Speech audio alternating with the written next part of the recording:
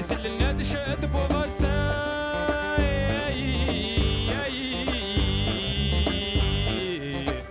ورد سلنا تشد بوغسا يا ضرباي يا نقلا ورد سلنا تشد بوغساي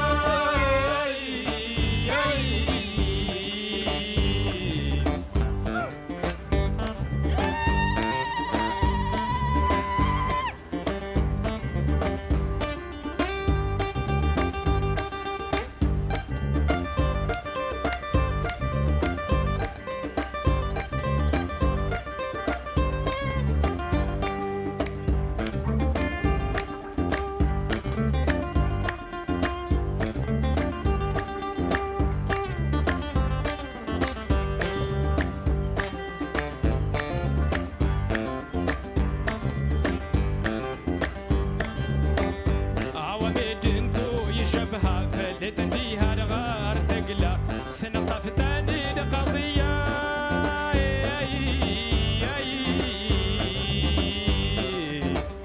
وردي سلنا تشد بوغسا يا ضرباية نقلى وردي سلنا تشد بوغسا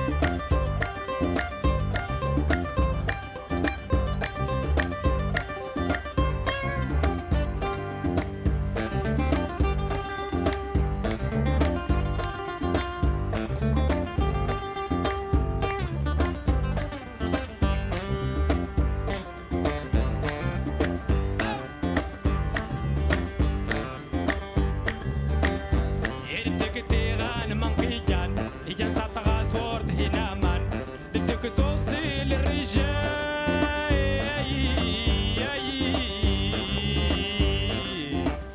وردي سلنا تشد بوغسا يا ضرباية نقلة وردي سلنا تشد بوغسا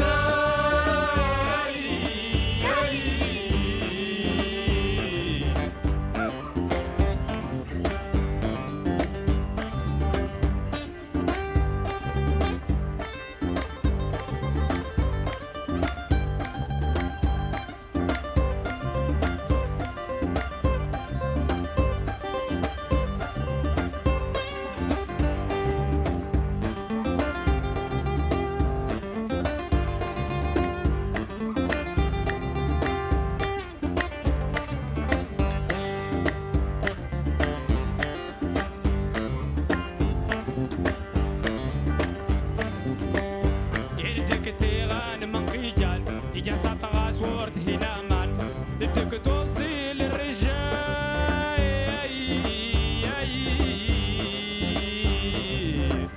وردي سلنا تشد بوغسا يا ضرباية نقلة وردي سلنا تشد بوغسا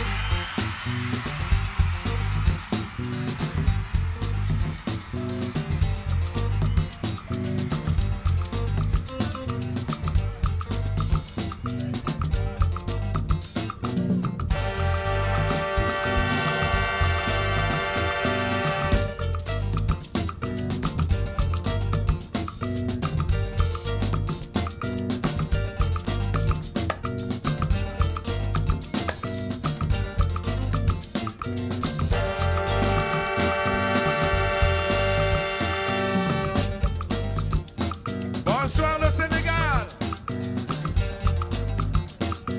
Bonsoir Dakar. Bonsoir la jeunesse de Dakar.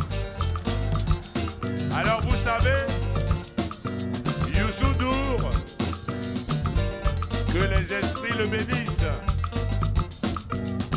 Quand il m'a appelé, je n'ai pas hésité un moment. Vous me suivez? Il est en train de bâtir. Et vous savez qu'une maison, pour qu'elle tienne bien, il faut les fondations. Il faut donc des vieux pour bénir les jeunes. Vous êtes d'accord? Alors il m'a chargé de vous dire un message. Mais un message que vous devez chanter avec moi. Oye Africa, oye. Luttons tous contre le palu. Luttons tous contre le palu. Oye Africa, oye. Oye Africa, oye. Le message passe. Nous luttons tous les uns et les autres contre le palu. Oui, oui.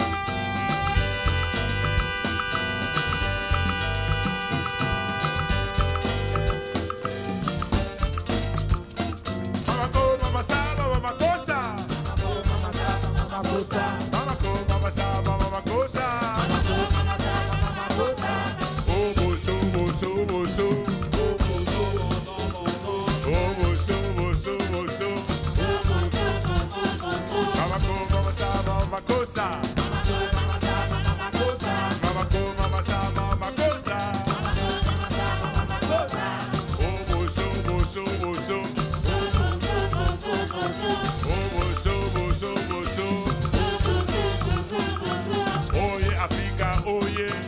Oh yeah, Africa, oh yeah. Oh yeah, Africa, oh yeah. Oh yeah, Africa, oh yeah.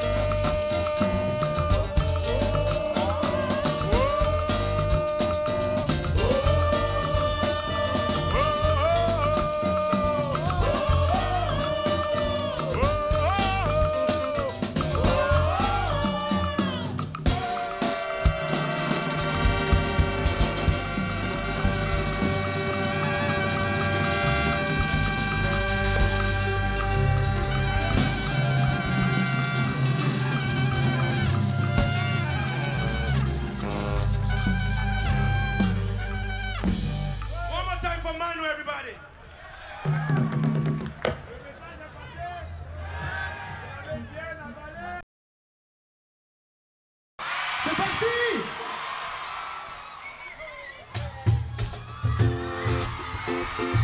Hey! Ooh, yeah. Mes rêves de star. Hey, yeah. Oh.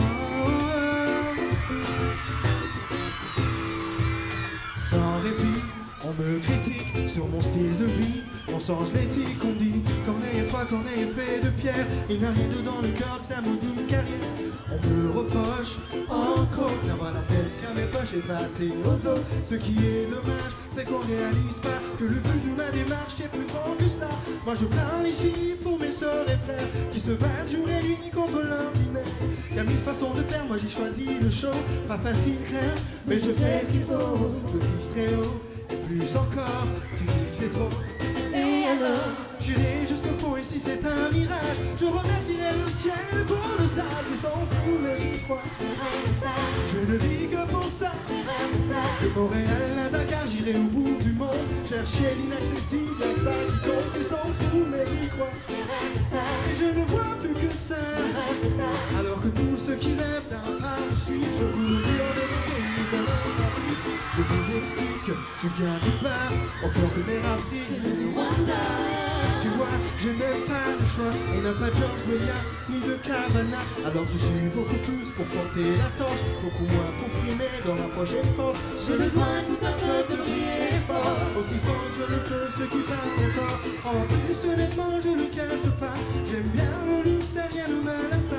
J'en vois déjà sourire quand ils seront fauchés, que je prendrai des chèques pour leur payer le loyer. Je fais tes mots, et plus encore, tu dis que c'est trop. Et alors, J'irai jusqu'au fond et si c'est un miracle, je remercierai le ciel pour le stade. Ils s'en foutent, mais j'y crois. le rêve de star, Et je ne vis que pour ça. le rêve de star, De Montréal à Dakar, j'irai au bout du monde, chercher l'inaccessible, y'a que ça qui compte. Ils s'en foutent, mais j'y crois. le rêve de star, Et je ne vois plus que ça. le rêve de star, Alors que tous ceux qui rêvent d'un par-dessus, je vous le dis en vérité.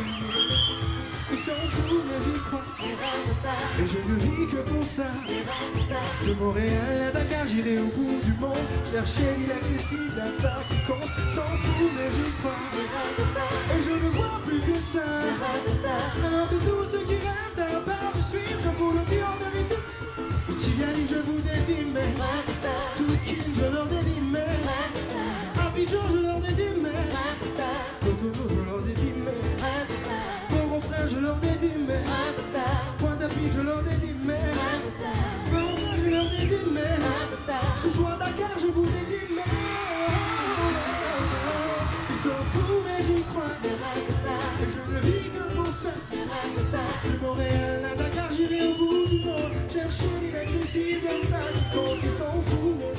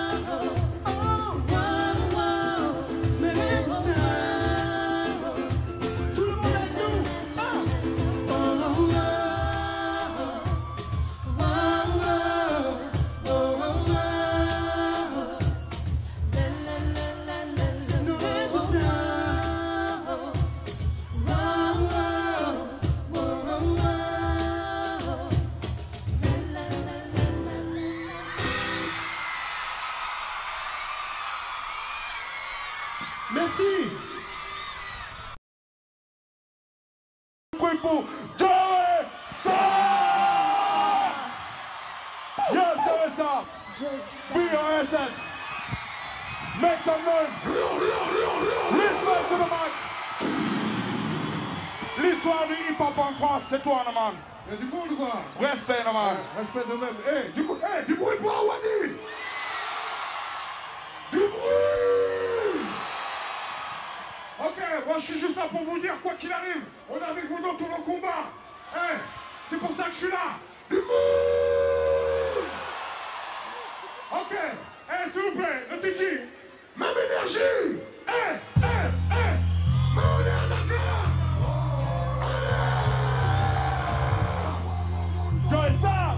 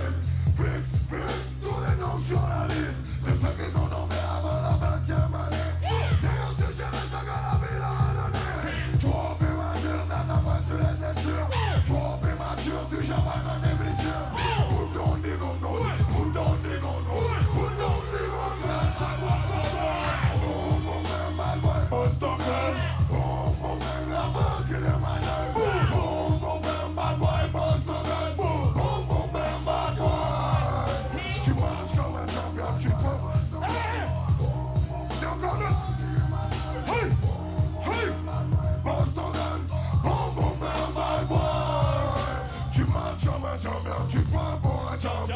Le roi dans mon nez, ta main sous pression.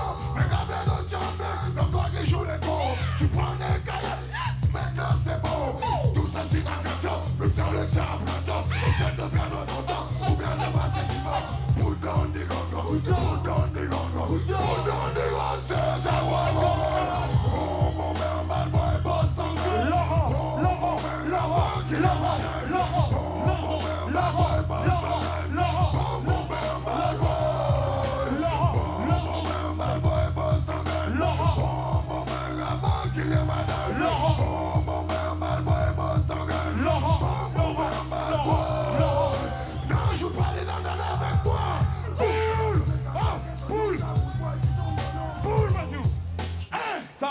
Yeah!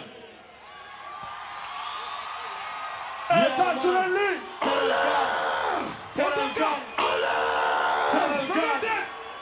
Yeah! Hey, en tout cas, merci de vous bouger pour ça! Yo, On a besoin de vous! Yes. Ils ont partagé le monde, rien ne m'étonne, rien ne m'étonne.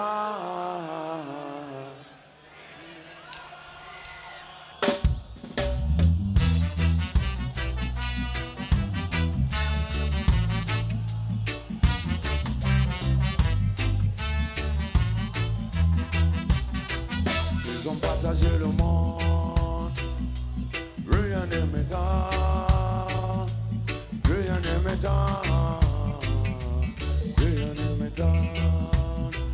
Ils ont partagé le monde, rien ne m'étonne, rien ne m'étonne, rien ne m'étonne. Si tu me laisses la Tchétchénie, moi je te laisse l'Arménie.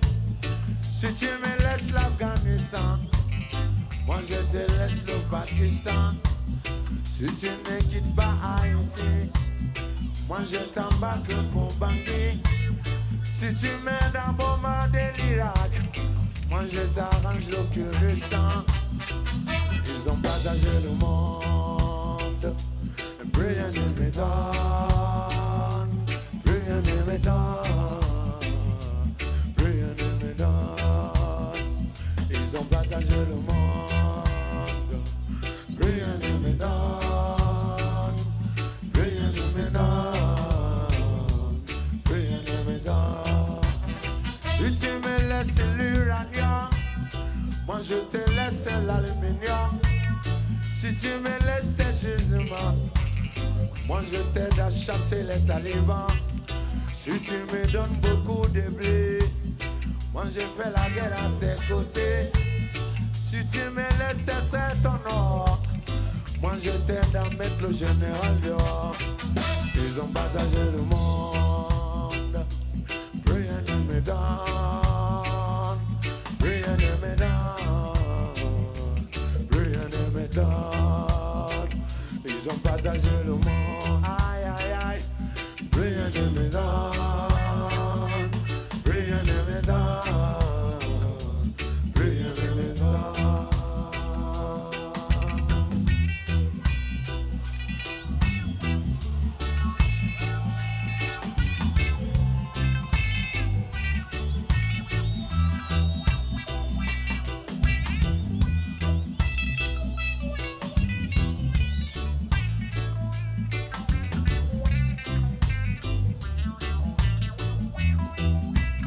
Ils ont partagé Africa sans nous consulter.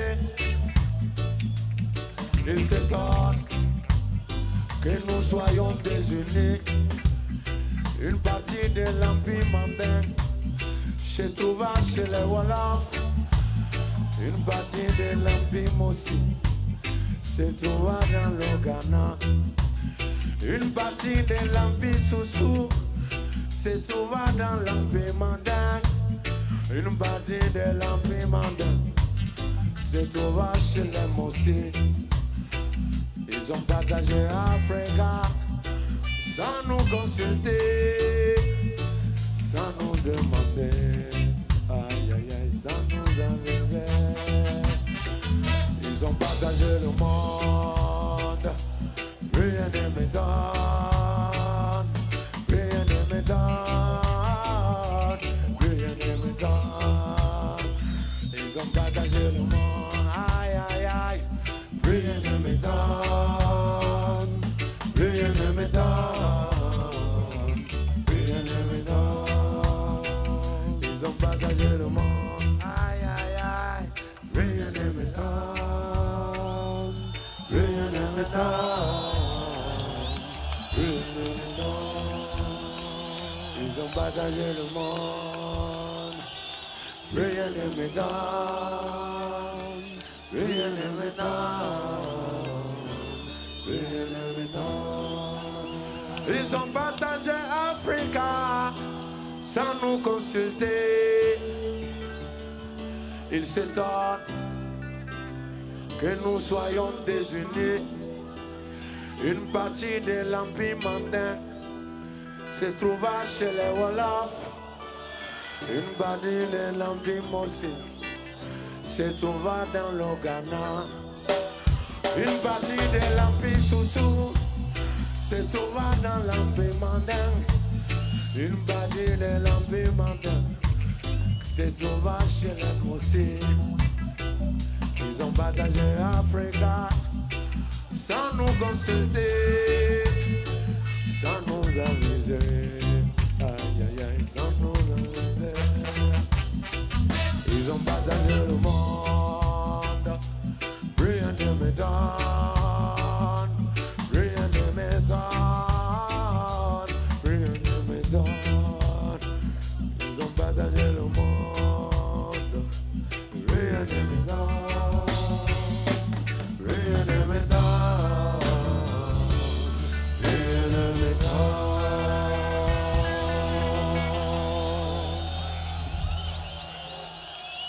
Yes, yes. Yes. Ok. Saf. Envoie le morceau.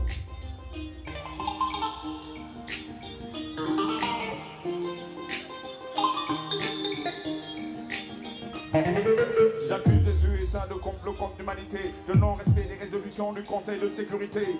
J'accuse l'Amérique d'ingérence dans les affaires privées. Quand ils vont en Somalie, où est le respect de la dignité? Moi j'étais très content de voir les Somaliens les jeter. On devrait juger Truman pour crime contre l'humanité. Comment peut-on accepter, dis-moi, de telles atrocités? Hiroshima, Nagasaki, le sait qu'elles sont toujours là ancrées. J'accuse George Bush d'être un véritable boucher. Mentir sur les armes chimiques, où est donc la moralité? Tribunal pénal international, 10, laisse-moi rire. Instrument de propagande pour une politique du salir. Pour Nixon, pour Clinton, pour Bush, c'est les morales. Mais pour Saddam, nos amis, je Pinochet là, c'est immoral.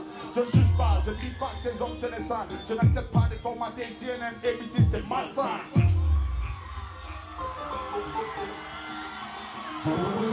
J'accuse des USA de se prendre pour les gendarmes du monde. Arrêtez Noriega, président d'une république, c'est immonde. Je somme l'Amérique de reconsidérer la peine africaine. Regardez votre peuple, votre pays, vos esclaves, je l'ai dit sans haine, je continue. J'accuse aussi la France de crime contre l'humanité. Trop de morts en Centrafrique, je ne pourrai pas les oublier. Vous oubliez, un peu trop vite, tous les tirailleurs sénégalais de force enrôlés, déportés, aujourd'hui expulsés, ils sont venus. Ils se sont battus, ils ont vaincu, votre pays détruit. Ils sont revenus, ils ont reconstruit. Ils sont venus, ils se sont battus, ils ont vaincu, votre pays détruit. Ils sont revenus, ils ont reconstruit. Nous voilà.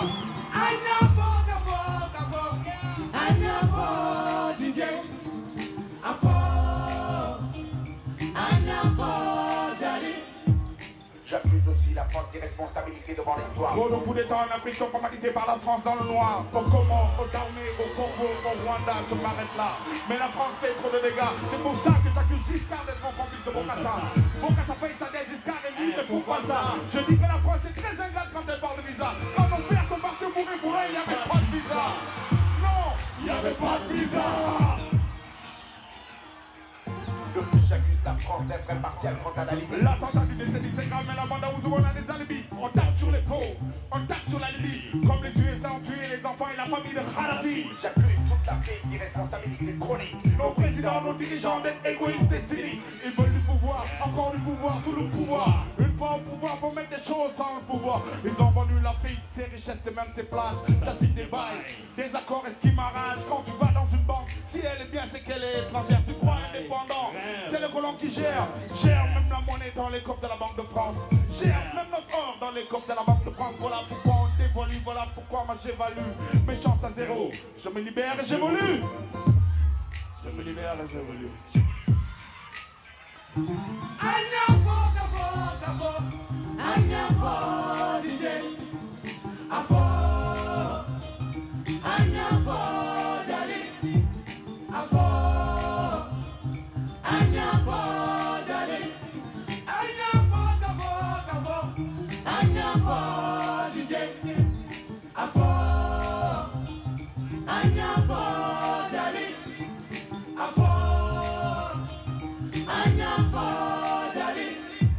J'accuse les jeunes africains non moins compris. D'être des fous, des naïfs, parce qu'on n'a rien compris. Tant qu'on sera là à dormir, rêver de sortir du pays, on laisse à la face aux conférents, on est vos colons qui pillent. J'accuse les présidents africains d'être des fachos. Les faillots, à la solde de l'Occident, les collabos. En ceux qui ne veulent pas de l'indépendance et ceux qui refusent de lutter. Je me demande encore tous les jours qui va me sortir de ce merdier. J'accuse les pays membres du Conseil de sécurité de semer la zizanie dans nos pays sous-développés. Pour que les pyromanes, ils sèment la mort, ils sèment des guerres, ils sèment des génocides. Ensuite on vient les condamner. J'accuse la Belgique d'avoir tué le Lumumba. Donc on donne une ruinée, comme des chiens nous abat. Leader indépendant, le colon il n'en veut pas. Il va envoyer son frère le descendre. On a vu Sankara. Reste in peace, Sankara. Je continuerai bien de les accuser encore pendant des heures, mais c'est pas ça qui change quoi que ce soit à nos erreurs. Mon but est d'éveiller les consciences, provoquer des réflexions, histoire que toi et moi, on trouve des solutions. Ce texte est donc un requiem pour toute l'humanité. Ce texte est donc la plaine prolétaire qui est exploitée. Ce texte est écrit avec le sang des oppressés. Ce texte est gravé sur la pierre tombale de l'opprimé. C'est consigné, j'arrête ici ma plaidoirie, mais ici même dans le sac, je vois encore la hyène qui rit. Hey, je vois encore la hyène qui rit.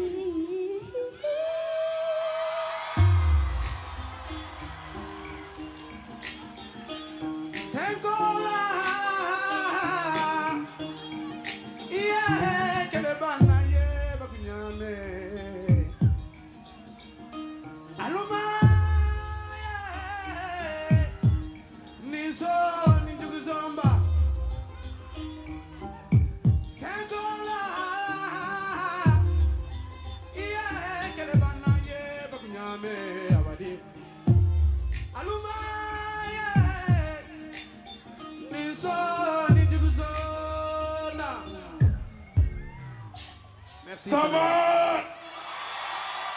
Vous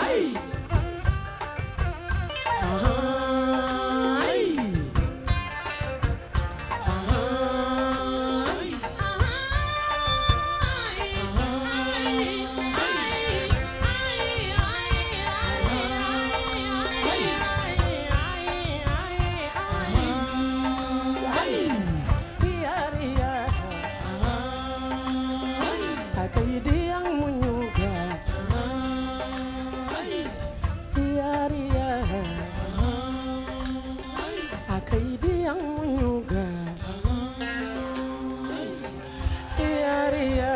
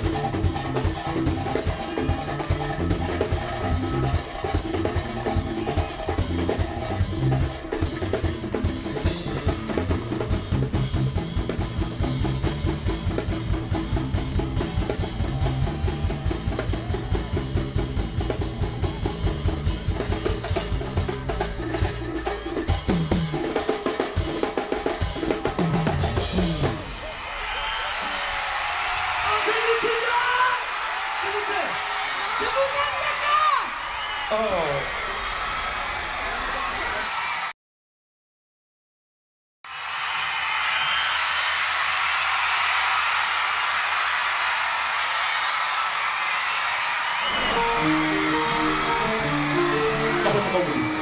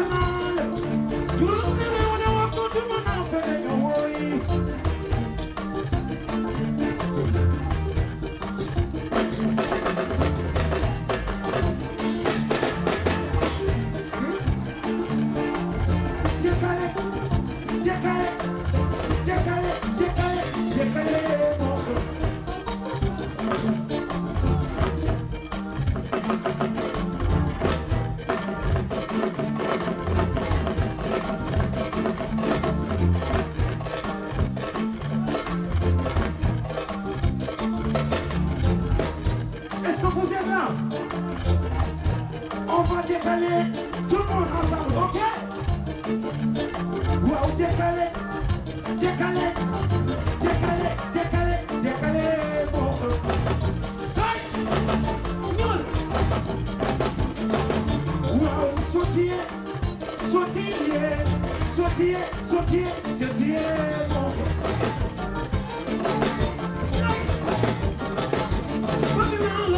Décaler, décaler, décaler, décaler, décaler,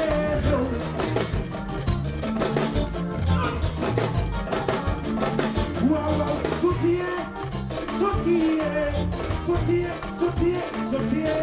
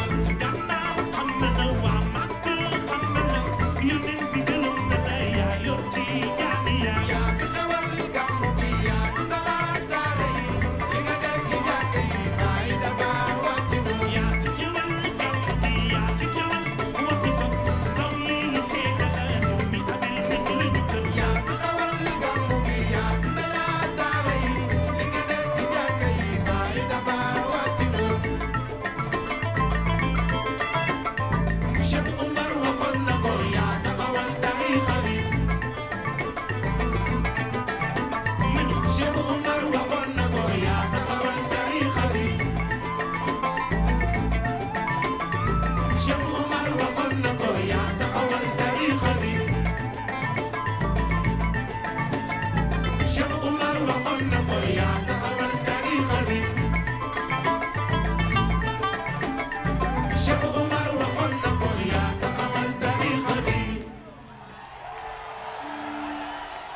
jërëjëf merci beaucoup jërëjëf morceau bi ki topp